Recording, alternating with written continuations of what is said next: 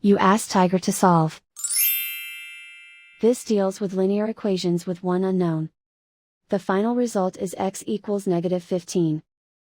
Let's solve it step by step.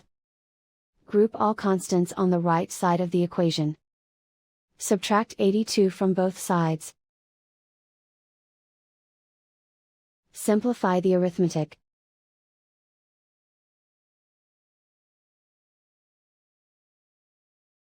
Isolate the x. Divide both sides by 7. Simplify the fraction. Find the greatest common factor of the numerator and denominator. Factor out and cancel the greatest common factor.